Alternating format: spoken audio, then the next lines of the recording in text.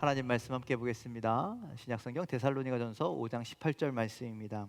다 찾은 줄 알고 우리 한 목소리로 함께 말씀을 읽도록 하겠습니다. 18절입니다. 읽습니다. 시작.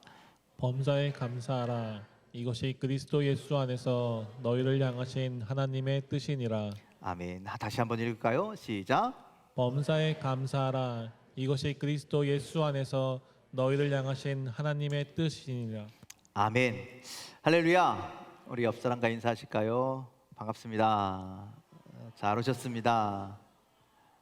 오늘 추수감사절 예배하는 여러분들 가운데 하나님의 놀라우신 은혜가 또 감사의 조건들이 넘쳐나시기를 주님의 이름으로 축원을 드립니다. 자, 우리 가슴에 손을 얹고 오늘도 믿음으로 선포합시다. 하나님은 나를 사랑하십니다. 하나님 나를 축복하십니다. 하나님은 나에게 은혜를 주십니다. 그래서 감사합니다. 그래서 감사합니다. 또 아픈 곳에 손이 있다면 손을 다 얹어 놓으시고 선포합시다. 하나님은 나를 치료하십니다. 믿음으로 하나님은 나를 회복시키십니다. 하나님 나를 돌보십니다.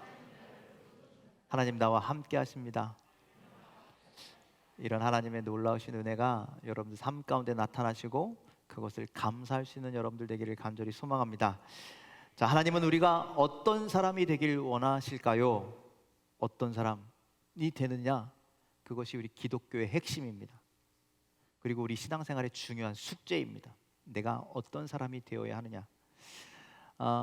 영성가이자 미국 하버드 대학교 신학 교수였던 헨리 나우에는 하나님께서 우리가 어떤 사람이 되길 원하느냐라는 이 질문에 이렇게 대답합니다. 감사와 긍휼의 사람이 되라. 감사와 긍휼은 여러분들 그리스도 개인뿐만 아니라 교회의 어떤 사역의 중심이기도 합니다. 그래서 그 사람이 얼마나 좋은 믿음을 가졌느냐, 그 사람이 얼마나 감사하느냐, 얼마나 누군가를 긍휼히 여기느냐, 그것을 보면 됩니다. 그 교회가 얼마나 좋은 교회냐를 보려면 그 교회가 감사하느냐, 그 교회가 긍휼히 여기느냐, 그것을 보면 알 수가 있습니다. 그래서 여러분들 믿음이 있다라는 것은 그 마음 속에 감사와 긍휼의 마음이 크다라는 것이죠. 특별히 오늘 우리가 추수감사 주일로 예배하는데 여러분들 우리가 감사의 사람이 되기를 간절히 소망합니다. 감사의 사람이 되길 소망합니다. 우리 옆 사람에게 인사하실까요? 감사의 사람이 됩시다. 되길 간절히 소망합니다. 축원합니다. 지난 주일 말씀에 여러분들 내게 주신 열매에 대해서만 감사하지 말고 만나를 거두어 가셨죠. 이스라엘 백성들에게 그러할지라도 거두어 가셨을지라도 감사하고 때로는 고통 속에서도 감사할 수 있는 믿음의 성도 여러분들이 되기를 간절히 소망합니다. 거기에 더하여 여러분들 당연한 것에도 감사하는 여러분들 되기를 간절히 소망합니다. 우리는 어려움 속에서 지켜주시고 시험에서 이기게 하시고 어려움을 면하게 해주신 하나님 앞에 감사하죠. 그리고 커다란 어떤 은혜가 있고 커다란 어떤 좋은 일이 있으면 감사를 하죠. 그런데 여러분들 우리가 어려움 없이 그냥 물 흐르듯이 평범한 일상을 살아갈 때는 감사하지 않아요. 여러분들 그게 얼마나 힘든 일인 줄 아십니까?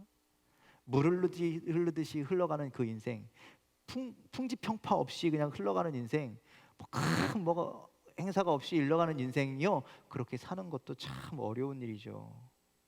어떤 사람은요 편안한 일상을 살면서 내가 하나님 믿으니까 당연한 거 아니야? 이렇게 여기는 사람도 있고, 어떤 사람은 내가 그만큼 노력했고 내가 그만큼 대비했고 내가 그렇게 수고했기 때문에 내 일생이 이렇게 편안한 거야, 당연하게 여긴다라는 거예요. 그런데 그 당연한 것을 왜 감사하지 않느냐? 누군가는 인간적으로 보면 정말 감사할 것 없는 하나같이 어려운 인생을 살아가는데 감사하는 사람이 있고, 어떤 사람은 정말 감사할 것이 많아도 감사하지 않는 사람이 있죠. 여러분들 그 차이가 어디에서 나는 줄 아십니까? 깨달음의 차이입니다. 깨달음의 차이. 감사는요 무엇을 많이 가졌고 무엇을 많이 얻었고가 아니라 깨닫느냐에 있다라는 거예요. 이것이 내가 감사할 것이구나를 깨닫는 것.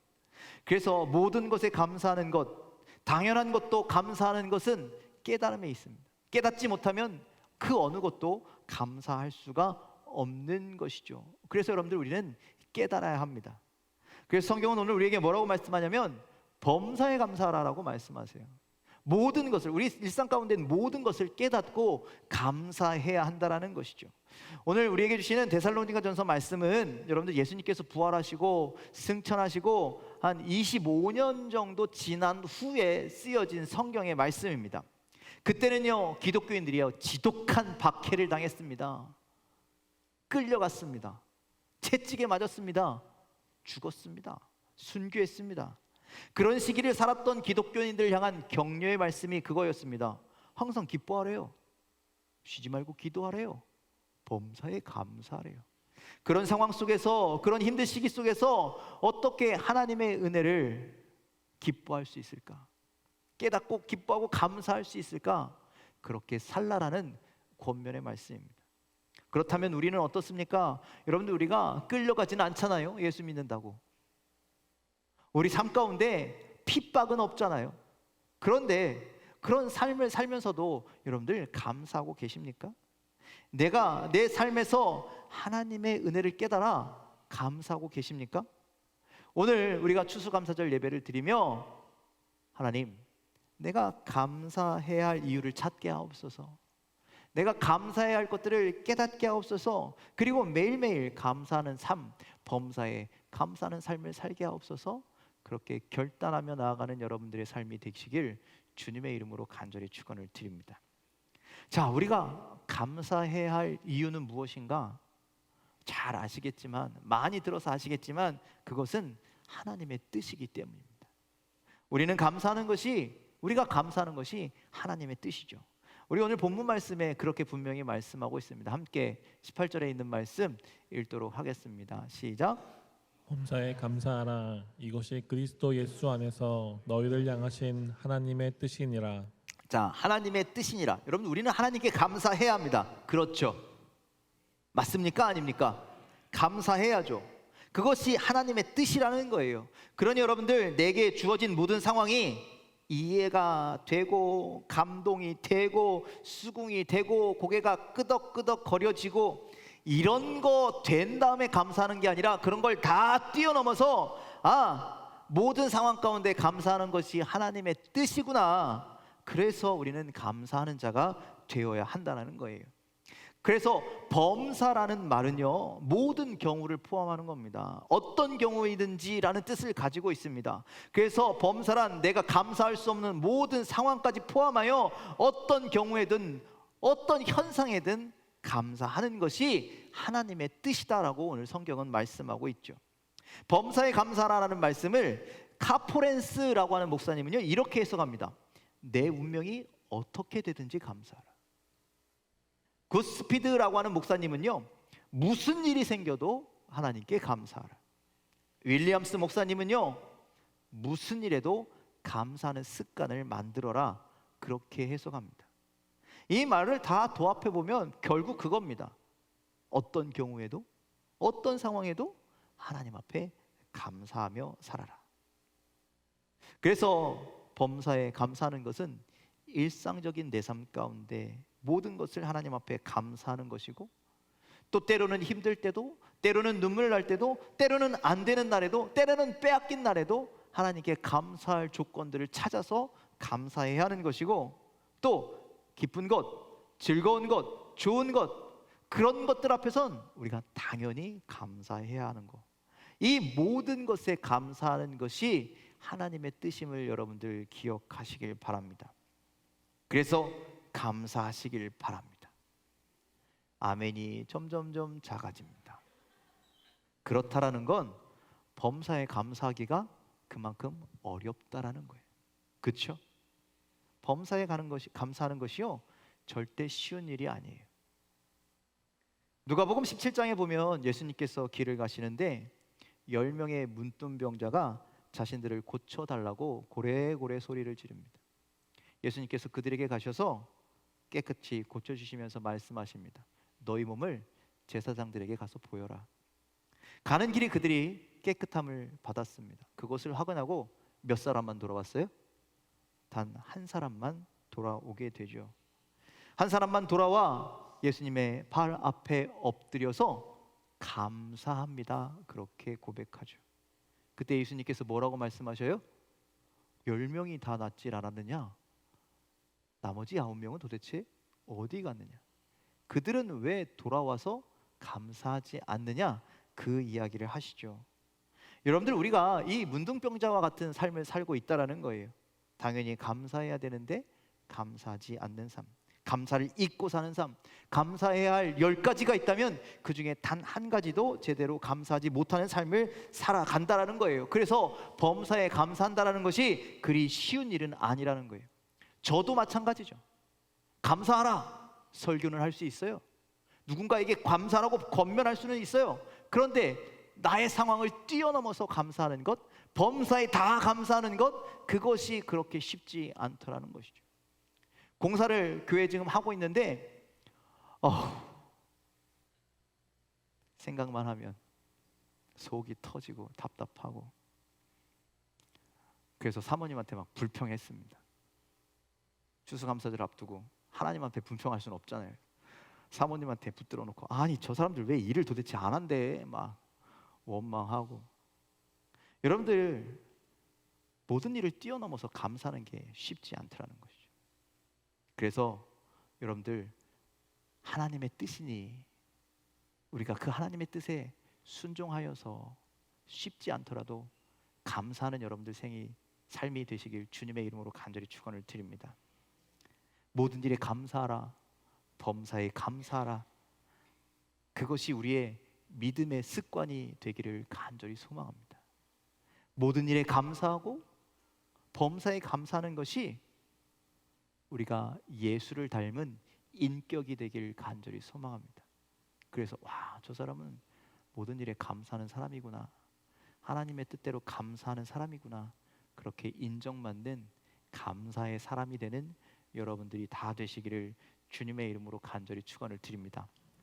그런데 감사할 때 하나님 시키니까 해야지, 이것보다는 정말 내 마음에서 우러나서 감사하면 더 좋겠죠. 그래요, 안 그래요? 그렇겠죠? 여러분들, 우러나오는 감사를 하나님께 드리시기를 간절히 소망합니다. 여러분들, 우리가 우러나오는 감사를 살아야 하는데, 이 땅에서 우리가 감사의 삶을 살아야 되는데, 그럼 왜 감사의 삶을 살아야 되느냐? 여러분들, 감사가 실종된 시대를 우리가 살아가기 때문이에요. 여러분들, 사람들은요 좀처럼 감사하지 못합니다. 그런데 왜 그러느냐? 그것이 말세의 경향이에요. 말세가 되면요 감사하지 않는데요. 자, 디모데후서 3장 1절로 5절에 있는 말씀을 좀 함께 읽을까요?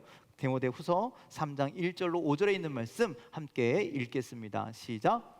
너는 이것을 알라. 말세에 고통하는 때가 이르러 사람들이 자기를 사랑하며 돈을 사랑하며 자랑하며 교만하며 비방하며 부모를 거역하며 감사하지 아니하며 거룩하지 아니하며 무정하며 원통함을 풀지 아니하며 모함하며 절제하지 못하며 사나우며 선한 것을 좋아하지 아니하며 배신하며 조급하며 자만하며 쾌락을 사랑하기를 하나님 사랑하는 것보다 더하며 경건의 모양은 있으나 경건의 능력은 부인하니 이 같은 자들에게서 내가 돌아서라.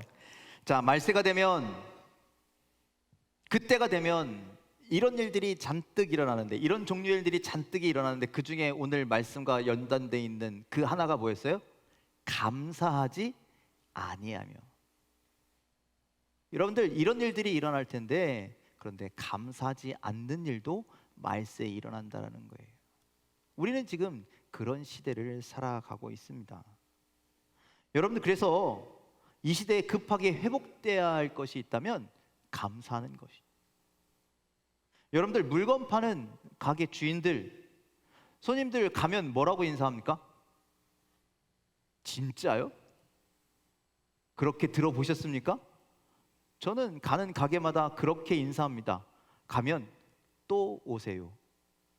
그게 이 시대의 인사가 되었죠. 감사하다라고 인사하지 않아요. 안녕히 가시라고 인사하지 감사하다라고 인사하지 않아요. 수많은 가게가 있고 수많은 물건들이 있는데, 그 중에 내 가게를 선택하고 내 물건을 선택해서 사주니 고맙다라고 말하기보단 그 사람들은 이렇게 얘기합니다. 내가 내 물건을 주었는데, 대가를 받고 주었는데 당연한 거지 뭐가 감사한 거야 라고 그렇게 판단하는 시대가 되어버렸다는 거예요. 그래서 말세가 되어서 감사하지 않는 때가 되었다는 거예요. 그러니 그런 시대가 되었으니 우리가 감사해야 할 것이 얼마나 많은데 깨닫지 못하고 알지 못해서 감사하지 않는 일들이 얼마나 많이 발생하겠습니까? 그래서 어떻게 범사에 감사할 수 있느냐? 처음에 말씀드린 것은 하나님의 뜻이기 때문이라는 거예요. 그리고 이제는 뜻이어서가 아니라 이 시대에, 감사가 사라진 시대에 내가 이제 하나님 앞에 자발적으로 감사하기 위해서 뭐가 필요하느냐? 믿음이 필요하다는 거예요. 믿음. 여러분들, 감사는, 자발적인 감사는 믿음이 필요합니다. 내가 이해할 수 없고 내가 수긍할 수 없고 내가 어려운 상황에서 감사할 수 있는 것은 내가 믿음이 있기 때문에 감사할 수 있는 거예요. 자, 하박국 3장 17절에 있는 말씀을 함께 읽어볼 텐데요. 함께 있습니다. 시작. 비록 무화과 나무가 무성하지 못하며 포도나무에 열매가 없으며 감람나무에 소출이 없으며 밭에 먹을 것이 없으며 우리의 양이 없으며 외양간에 소가 없을지라도. 자, 하박국 선지자가요 여기에서 총 6가지가 없다라고 이야기합니다. 무화과 나무가 못하며 포도나무 열매가 없으며 감람나무에 소출이 없으며 밭에 먹을 것이 없으며 우리의 양도 없고 외양간에 소도 없고. 이 6가지가요 있어도 되고 없어도 되는 것일까요? 아닐까요?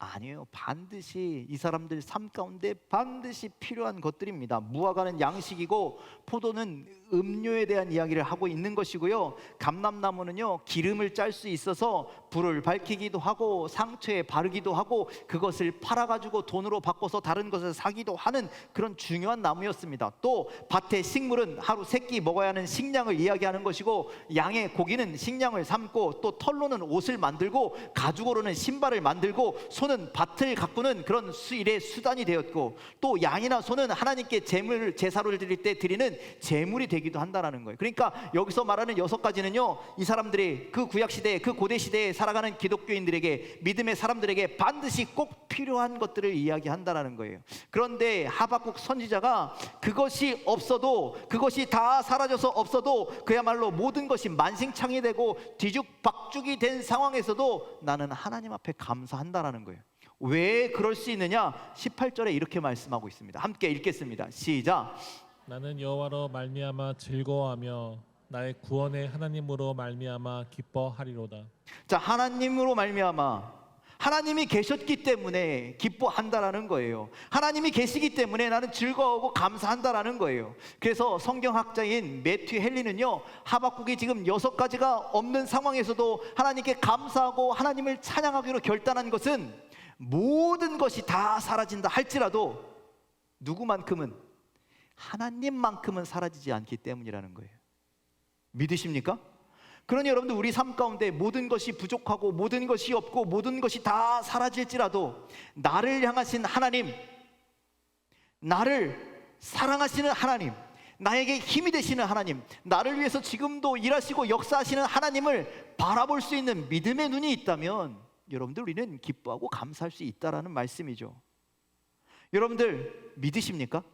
세상 것은 다 사라진다 할지라도 하나님만큼은 내 삶에서 사라지지 않으십니다. 하나님이 나와 동행하십니다. 내 곁에 늘 함께 계십니다. 이곳에서도 계시고 여러분들의 삶의 모든 현장에서도 계시고, 그렇게 함께 하신 하나님을 여러분들 믿음의 눈으로 바라보시길 바랍니다. 나와 함께 하시니 감사하는 여러분들의 삶이 되시기를 주님의 이름으로 간절히 축원을 드립니다. 그리고 진짜 스스로 자발적으로 감사하긴 하는데 정말 마음 깊은 곳에서부터 감사할 수 있는 것을 하나 더 한다면 그것은 하나님의 선하심을 믿으시길 바랍니다. 하나님이 선하심을 믿으십니까? 하나님의 선하심을 믿으십니까?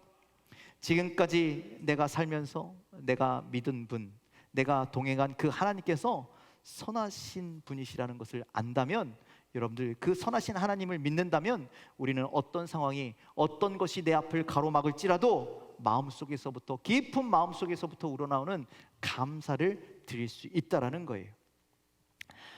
아까 우리 예배 전에 찬양 불렀던 곳 중에 그것의 이제 가사가 시편 100편의 가사인데, 시편 100편을요 찬양시 혹은 감사의 시라고도 합니다. 이스라엘 백성들이 제사장들과 함께 성전에 예배 드리러 올라갈 때에, 그때 거기서 하나님 앞에 하나님은 어떤 분이신지를 고백하며 찬양하는 그 가사가 시편 100편인데 4절에 이렇게 말씀하고 있습니다. 함께 읽겠습니다. 시작. 감사함으로 그의 문에 들어가며 찬송함으로 그의 궁정에 들어가서 그에게 감사하며 그의 이름을 송축할지어다. 자, 아직 성전에 들어가지 않았어요. 그런데 성전을 하나하러 가는 그 길부터 감사하는 거예요. 그 길부터 기쁜 거예요. 그 길부터 즐거운 거예요. 나 가서 빨리 하나님 앞에 더욱더 감사해야지, 더욱더 찬송해야지. 그렇게 할 수 있는 이유가 무엇이냐? 5절에 이렇게 이야기합니다. 5절 말씀도 읽을게요. 시작. 여호와는 선하시니 그의 인자하심이 영원하고 그의 성실하심이 대대에 이르리로다. 여호와는 선하시니, 여호와께서, 우리 하나님께서 선하시기 때문에 난 지금부터 기뻐, 난 지금부터 감사해, 지금부터 즐거워. 그것을 마음속 깊은 곳에서부터 고백할 수 있다라는 거예요. 하나님이 선하시기 때문에 예배자들은 감사할 수 있고 믿음의 사람들은 기뻐할 수 있고, 그래서 성전을 향할 때부터, 성전을 생각할 때부터 막 마음에서 기쁨이 막 넘쳐난다라는 것이죠. 하나님이 선하십니다. 믿으십니까? 쉽게 말하면 선하시다라는 것은요, 하나님이요 좋으신 하나님이시라는 거예요. 하나님 좋으시죠? 좋으십니까? 진짜요? 그 좋으신 하나님의 성품을요, 아까 그 5절에서 뭐라고 표현하고 하냐면요, 인자와 성실. 그는 인자하시고 성실하심이 대대에 이르리로다. 그 인자와 성실은요, 하나님께서 하나님 앞에 감사하는 하나님의 자녀들을 대하시는 태도가 인자와 성실이죠. 하나님은 우리가 어떤 상황에 있든지 어떤 일을 하든지 한결같이 인자와 성실하심으로 우리를 대하여 주시는 줄 믿으시길 바랍니다. 이스라엘 백성들을 한번 생각해 보십시오. 하나님이 430년간 애굽에서 포로 생활하던 그들을 해방시켜 주셨죠. 뿐만 아니라 광야에서 필요한 만나와 메추라기를 주시고, 목이 마르면 반석에서 물을 내어 주시고, 밤에는 구름 기둥과 낮에는 불 기둥으로 그들을 보호하시고, 그들이 40년 동안 광야의 길을 가는데 그들의 신발이 닳지 않고 옷끝이 헤어지지 않는 그런 놀라운 은혜를 하나님께서 허락해 주셨잖아요. 그런데 이스라엘 백성들은요, 태도가 그렇지 않았습니다. 걸핏하면 하나님 원망하고 불평하고 투덜댔습니다. 놀라운 기적을 체험하고도 몇 걸음만 가면 못 살겠다, 못 가겠다. 그리고 뒤돌아서 애굽을 그리워했습니다. 하나님이 주신 만나 앞에서 애굽의 고기가 먹고 싶다고 그것을 그리워했고, 하나님이 인도하시는 그 길을 가면서 힘들다 어렵다 죽겠다고 이야기하고, 하나님은 이런 배은망덕한 이스라엘 백성들에게 진노하셔서 때로는 징계를 쏟아 부으시긴 하셨지만, 그런데 그럼에도 인자와 성실하심으로 그들을 끝까지 인도하셔서 가나안 땅에 들어가게 하셨습니다. 하나님은 이스라엘에게만 그런 은혜를 주시느냐? 아닙니다. 우리에게도, 우리 각자 한 사람 한 사람에게도 동일한 은혜를 주시는 줄 믿으시길 바랍니다. 우리에게도 하나님은 인자와 성실함으로 우리에게 다가오시는 줄 믿으시길 바랍니다. 우리가 믿음의 눈으로 내 삶을 돌아보면 모든 것이 하나님의 은혜임을 깨닫잖아요. 이 사실이 깨달아지면 그 하나님의 은혜가 어떻게 내게 임했느냐? 인자와 성실함으로 임하셨고, 그 사실이 깨달으면 이제 우리는 불평의 인생에서 감사의 사람으로 바뀌게 된다라는 것이죠. 바울이 고린도후서 12장에서 바울이 아팠잖아요. 몸이 안 좋았잖아요. 그 육체의 가시를 제거해달라고 하나님 앞에 기도했습니다. 그런데 하나님은요, 뭐라고 말씀하시냐면 내 은혜가 내게 족하다, 나 이미 너에게 충분한 은혜를 주었어 라고 말씀하시면서 거절하셨어요. 여러분들, 기도에 거절받아도 그게 응답인 줄 알고 계시죠? 그 거절이 하나님의 선하심이라는 거예요. 바울은 하나님이 선하시다라는 것을 믿었죠. 그래서 바울은 그렇게 고백합니다. 내가 연약하기에, 내가 부족하기에 하나님이 나에게 남들보다 더 큰 은혜를 주시는구나, 더 큰 능력이 내게 임하는구나, 그것을 깨닫고 감사하게 됩니다. 여러분들, 이렇게 감사란 내 삶을 이렇게 돌아봤을 때, 하나님이 그런 은혜를 나에게 주셨다라는 것을 인정해야만이 감사할 수 있는 겁니다. 내가 이해할 수 없는 것 이해하려고 하지 말고 믿고 감사하는 여러분들에게 간절히 소망합니다. 지금까지 하나님이 하신 일들을 돌아보고 하나님의 선하심, 하나님의 그 좋으심, 하나님께서 나를 이곳으로 이렇게 인도하셨음을 믿고 깨닫고 감사하는 여러분들 되시길 주님의 이름으로 간절히 축원을 드립니다. 여러분들 돌아보면, 여러분들의 삶을 지금껏 돌아보면, 지금까지의 삶을 다 돌아보면 하나님이 오르셨습니다. 그렇지 않습니까? 여러분들이 옳았어요? 하나님이 옳았어요? 하나님이 옳았죠. 돌아보면 하나님은 언제나 내 생각을 뛰어넘고 계셨습니다. 그렇지 않습니까? 돌아보면 하나님은요, 나보다 나를 더 잘 알고 계셨어요. 나의 부족한 것, 나의 연약한 것, 나의 모자란 것 다 알고 계셨고, 그래서 준비하고 계셨고 예비하고 계셨고 그리고 기다리고 계셨습니다. 그래서 하나님은 항상 옳습니다. 그러니 그 하나님의 선하심, 그 하나님의 인자하심, 그 하나님의 성실하심을 인정하고 감사하는 여러분들의 삶이 되기를 주님의 이름으로 간절히 축원을 드립니다. 그래서 감사는 하나님을 인정하는 겁니다. 선하신 하나님을 인정하는 것입니다. 지난날의 모든 것이 다 하나님의 은혜였음을 인정하는 것이 감사입니다. 그렇게 감사하면 하나님께서 나의 과거뿐만 아니라 나의 현재도 나의 미래도 책임져 주실 줄 믿으시길 바랍니다. 또한 감사는 축복을 담는 그릇이다라고 이야기합니다. 그러니 여러분들, 우리가 감사가 커지면, 감사가 많아지면 여러분들 축복도 커지고 축복도 많아진다라는 사실을 기억하십시오. 그러니 우리의 일상에서 모든 좋은 것을, 때론 힘든 것을, 때론 당연한 것을 하나하나 찾아서 매일매일 감사하는 여러분들 되기를 간절히 소망합니다. 그 작은 감사들이 쌓이고 쌓이고 또 쌓여서 큰 기적을 이루는 놀라운 은혜로 우리에게 더하여 주실 줄 믿습니다. 범사에 감사하라. 이것이 그리스도 예수 안에서 너희를 향하신 하나님의 뜻이니라.